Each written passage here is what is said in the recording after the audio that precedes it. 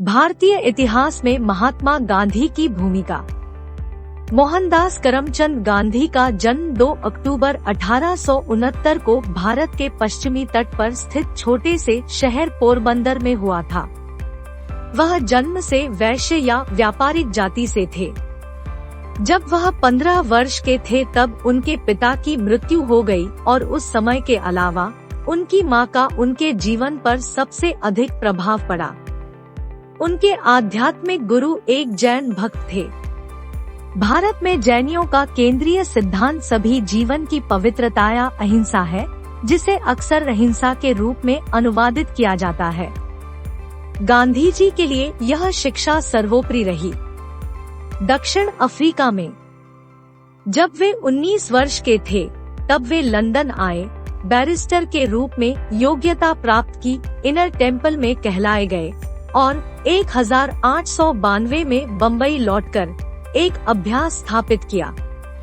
1896 में वह एक कानूनी मुकदमे में एक मुवक्किल की मदद करने के लिए ट्रांसवाल गए। उस यात्रा ने उनके जीवन की पूरी दिशा बदल दी। दक्षिण अफ्रीका में अपने साथी देशवासियों की सामाजिक और राजनीतिक अक्षमताओं को देखकर उन्होंने वहीं रहकर उनकी मदद करने का निर्णय लिया और जल्द ही वे उनके राजनीतिक नेता और सलाहकार बन गए। इस बीच उसके भीतर एक धार्मिक द्वंद्व चल रहा था। उन्होंने टॉल्स्टॉय को पढ़ा और उनके साथ पत्र व्यवहार किया। इसका परिणाम सरल सामुदायिक जीवन में उत्साही लोगों के एक छोटे समूह द्वारा आयोजित एक प्रयोग था, जिसे उन्होंने एक साथ इकट्ठा किया था। वह सबसे कठोर प्रकार का तपस्वी बन गया, जिसने उपवास और हर प्रकार के आत्मत्याग द्वारा महान कीर्ति स्थापित की। अपने जीवन के अंत तक वह एक कट्टर हिंदू बने रहे, लेकिन उन्होंने घोषणा की कि यदि कभी भी अस्पृश्यता को हिंदू धर्म का हिस्सा बना दिया गया तो वह हिंदू नहीं रहेंगे। शायद उनके जीवन का सबसे बड़ा धार्मिक प्रयास अस्पृश्यता को खत्म करना था। वह दक्षिण अफ्रीका में अपने अनुयायियों को उस संघर्ष के लिए लगातार तैयार करते रहे, जिसका उद्देश्य उन अपमानों को खत्म करना था जिसके तहत उन्हें पीड़ा झेलनी पड़ी थी। 3 बार वे जेल गए। धीरे धीरे भारतीयों ने जिस विश्वास के साथ निष्क्रिय प्रतिरोध के अभियानों में अपने नेता की आज्ञा का पालन किया, उससे दक्षिण अफ्रीका में यूरोपीय लोगों का सम्मान प्राप्त हुआ।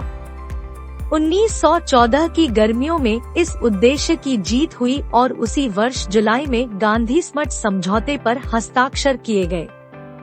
जब 1914 से 18 का युद्ध छिड़ा तो वह एक भारतीय एम्बुलेंस कोर को संगठित करने के लिए ब्रिटेन आए। उन्होंने जुलू अभियान और बोअर युद्ध दोनों में एम्बुलेंस का काम किया था, लेकिन वे इतने गंभीर रूप से बीमार हो गए कि डॉक्टरों ने उन्हें वापस भारत भेज दिया। उन्होंने अहमदाबाद के पास टॉल्स्टॉयन लाइनों पर एक धार्मिक रिट्रीट की स्थापना की। वायसराय ने उन्हें दक्षिण अफ्रीका में विशिष्ट मानवीय कार्यों के लिए कलसरहिंद स्वर्ण पदक से सम्मानित किया और सामान्य सहमति से उन्हें महात्मा नाम से बुलाया जाने लगा, जिसका शाब्दिक अर्थ है महान आत्मा। असहयोग। युद्ध के अंत में तेजी से एक के बाद एक होने वाली घटनाओं की श्रृंखला ने उन्हें राजनीतिक नेतृत्व में वापस ला दिया। पहला रोलेट एक्ट का पारित होना, दूसरा पंजाब और अमृतसर की त्रासदी, तीसरा वह जिसे भारत में सेवर्स की संधि द्वारा भारतीय मुसलमानों के साथ विश्वासघात के रूप में माना जाता था। उन्होंने सितंबर 1920 में असहयोग आंदोलन शुरू किया, लेकिन जिस अहिंसा की उन्होंने अपने अनुयायियों से मांग की थी वह टूट गई।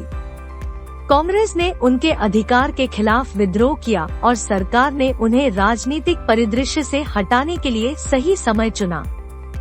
उन्हें गिरफ्तार कर लिया गया, असंतोष को बढ़ावा देने के आरोप में मुकदमा चलाया गया और 6 साल की कैद की सजा सुनाई गई। राजनीति में लौटने पर उन्होंने खुद को मोहभंग वाले यथार्थवाद के मौजूदा माहौल में एक अजनबी पाया।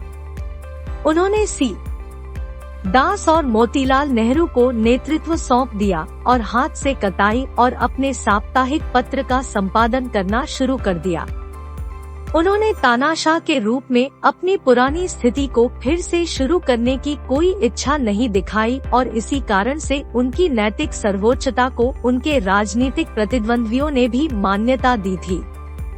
इसलिए जब साइमन कमीशन के समय पुराने कांग्रेस नेताओं को पता चला कि युवा क्रांति की ओर जा रहे हैं, तो उन्होंने निर्णय लिया कि एकमात्र उपाय उसे वापस बुलाना है। गोलमेज सम्मेलन।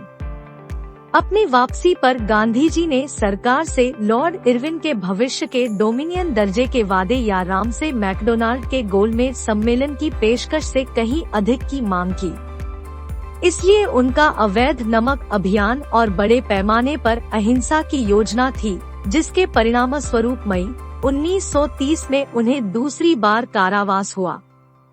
ब्रिटेन ने अच्छी तरह से पहचान लिया था कि वह उस समय बैठे गोलमेज सम्मेलन को असफल होने की अनुमति नहीं दे सकता था और अखिल भारतीय महासंघ का नया विचार और केंद्र में जिम्मेदारी का सिद्धांत अपनाया गया। इसके बाद लॉर्ड इरविन और गांधी के बीच ऐतिहासिक बातचीत हुई, जिसमें 4 मार्च 1931 को गांधी कांग्रेस से दूसरे गोलमेज सम्मेलन में भाग लेने का आग्रह करने पर सहमत हुए। लेकिन सम्मेलन में यह जल्द ही स्पष्ट हो गया कि गांधी जी का समाधान का विचार मुसलमानों, राजकुमारों या ब्रिटिश सरकार से बिल्कुल अलग था और एकमात्र आशा यह थी कि वह अलग खड़े होने के लिए सहमति दे सकते थे। सम्मेलन के अंत में जब वे लंदन से भारत लौटे तो उनका रवैया अभी भी अस्पष्ट था, लेकिन व्यवस्था बहाल करने के उपायों पर चर्चा करने के लिए लॉर्ड विलिंगडन, जो लॉर्ड इरविन के बाद वायसराय बने थे, के इनकार ने उनके लिए उनकी कार्यशैली का फैसला कर दिया। कारावास की शर्तों का पालन किया गया, जिसमें उन्होंने उपवास शुरू किया। इस बीच राजनीतिक भारत ने नेतृत्व के लिए जवाहरलाल नेहरू की ओर देखना शुरू कर दिया था और गांधी ने अछूतों के हित के लिए एक लंबे दौरे पर जाने के लिए राजनीतिक गतिविधि के केंद्र छोड़ दिए। इसके बाद ऐसा लगने लगा कि उनका राजनीतिक प्रभाव कम हो रहा है। लेकिन कांग्रेस को भारत को एक नया संविधान देने के सरकार के दृढ़ संकल्प से बनी स्थिति का सामना करना पड़ा। यथार्थवादियों ने कहा कि सविनय अवज्ञा विफल हो गई है और कांग्रेस को विधानमंडलों पर कब्जा करने की नीति आजमानी चाहिए। गांधी जी ने इसके पक्ष में घोषणा की, साथ ही क्रांतिकारियों और आदर्शवादियों को कांग्रेस खेमे से बाहर निकालने का प्रयास किया जा रहा है। उनकी सारी पुरानी प्रतिष्ठा और लोकप्रियता वापस लौट आई और उन्होंने आश्चर्यजनक सफलताएं प्राप्त की। अप्रैल 1934 में अपने अधिकार पर उन्होंने सविनय अवज्ञा अभियान बंद कर दिया और इस तरह भारत सरकार के लिए कांग्रेस को एक कानूनी और संवैधानिक संगठन के रूप में मान्यता देना फिर से संभव हो गया। साथ ही उन्होंने संसदवाद की ओर बढ़ते रुझान को सार्वजनिक स्वीकृति दी और अंततः अक्टूबर में वे कांग्रेस के संविधान को फिर से तैयार करने और इसकी गतिविधियों को और अधिक आशाजनक दिशा में निर्देशित करने में सफल रहे और एक तरफ ग्रामीण जीवन और उद्योगों के विकास के लिए एक संगठन बनाया और दूसरी ओर एक संसदीय बोर्ड जिसे चुनाव प्रचार आयोजित करने और विधानमंडलों में कांग्रेस सदस्यों की कार्रवाई को नियंत्रित करने के लिए डिजाइन किया गया था। युद्ध के प्रति दृष्टिकोण। 1939 में जब युद्ध छिड़ा तब भी वह भारत के सबसे प्रभावशाली व्यक्ति थे और बड़ी संख्या में हिंदू नेतृत्व के लिए उनकी ओर देख रहे थे। युद्ध के वर्षों के दौरान उनके रवैये को परिभाषित करना कठिन था। उन्हें उस मूल उद्देश्य का विरोध करने वाला नहीं कहा जा सकता जिसके लिए ग्रेट ब्रिटेन खड़ा था, लोकप्रिय सरकार, व्यक्तिगत व्यक्ति के अधिकार, राष्ट्रीय स्वतंत्रता। फिर भी वह युद्ध में अंग्रेजों का समर्थन करने के लिए खुद को तैयार नहीं कर सके। एक बात के लिए वह शांतिवाद पर कभी समझौता नहीं करेंगे। युद्ध किसी भी कारण से हो, उनकी दृष्टि में एक बुरी चीज थी। हालांकि बुराई का विरोध किया जाना चाहिए, लेकिन इसे हिंसा से कभी भी प्रभावी ढंग से नहीं लड़ा जा सकता, क्योंकि हिंसा ही सभी बुराइयों की जड़ है। Cripps mission. श्री गांधी और ब्रिटिश सरकार के बीच युद्धकालीन संबंधों में संकट 1942 के वसंत में क्रिप्स मिशन के दौरान आया। सर स्टैफोर्ड क्रिप्स युद्ध के तुरंत बाद भारत में पूर्ण स्वशासन की डोमिनियन स्थिति स्थापित करने के प्रस्ताव अपने साथ ले गए। स्वतंत्रता की घोषणा करने का अधिकार, इस योजना को मुसलमानों के लिए स्वीकार्य बनाने के लिए न्यूनतम प्रावधान किया जा रहा है। युद्ध के दौरान भारत के युद्ध प्रयासों का अंतिम नियंत्रण और जो कुछ भी निहित था वह ब्रिटिश सरकार के पास था। भारतीय राजनेताओं को भारत सरकार बनाने के लिए आमंत्रित किया गया था, जो केवल उस अंतिम नियंत्रण के अधीन था। इन प्रस्तावों को कांग्रेस कार्य समिति ने गांधी जी की सहमति से और ऐसा लगता है मुख्यतः उन्हीं के कहने पर खारिज कर दिया था। महत्वपूर्ण मुद्दा तत्काल स्वतंत्रता था, जिस पर कांग्रेस ने जोर दिया।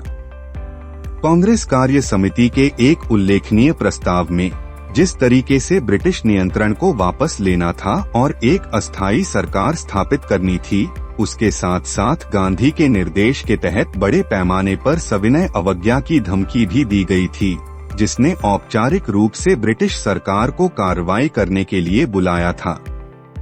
गांधी जी का फार्मूला, भारत को भगवान या अराजकता पर छोड़ दो। भारत सरकार ने 27 अप्रैल को कांग्रेस कार्य समिति के लिए गांधी द्वारा तैयार किए गए एक प्रस्ताव के मूल मसौदे को प्रकाशित करके जवाबी कार्रवाई की, जिससे पता चला कि उन्हें उम्मीद थी कि भारत जापान के साथ शांति के लिए बातचीत करने के लिए अपनी स्वतंत्रता का उपयोग करेगा। राय पर प्रभाव ऐसा था कि गांधी को 14 जुलाई के प्रस्ताव के अगस्त में बंबई में अखिल भारतीय कांग्रेस कमेटी के सामने आने से पहले मसौदे में दिखाई देने वाली बहुत सी बातों को स्पष्ट करने के लिए मजबूर होना पड़ा। प्रस्ताव पारित होने के कुछ घंटों बाद उन्हें नजरबंद कर दिया गया, जैसा कि उन्हें उम्मीद थी। अंतिम चरण, उनकी नजरबंदी अप्रैल 1945 में समाप्त हो गई। वह तब 76 वर्ष के थे और हालांकि देश पर उनकी पकड़ कायम थी, फिर भी उन्होंने नीतियों में नेतृत्व को श्री पटेल और श्री नेहरू के हाथों में जाने दिया।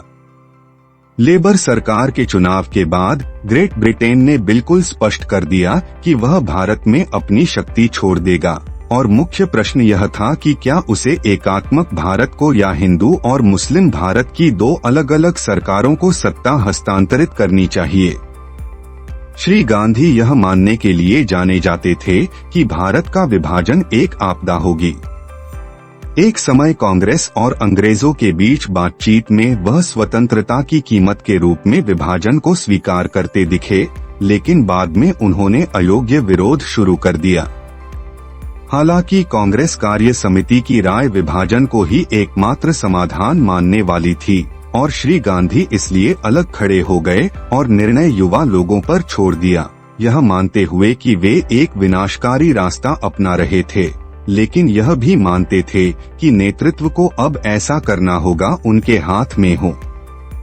अपने अंतिम कुछ महीने उन्होंने एक के बाद एक क्षेत्रों में शांति बहाल करने के निरंतर और असफल प्रयासों में बिताए, क्योंकि ब्रिटिश सत्ता की वापसी के बाद सांप्रदायिक शत्रुता नरसंहार और आपदा में बदल गई थी। कई शिष्यों के साथ उन्होंने बंगाल के अशांत हिस्सों में प्रगति की और उत्साहित जनता को अपने नाम की प्रतिष्ठा और अपनी तपस्या से शांति के लिए जागृत किया। सितंबर में कलकत्ता में हिंसा की पुनरावृत्ति पर उनका जवाब पानी को छोड़कर बाकी सभी चीजों से पूर्ण उपवास था। 3 दिन के बाद शांति बहाल हुई और उनका उपवास टूट गया।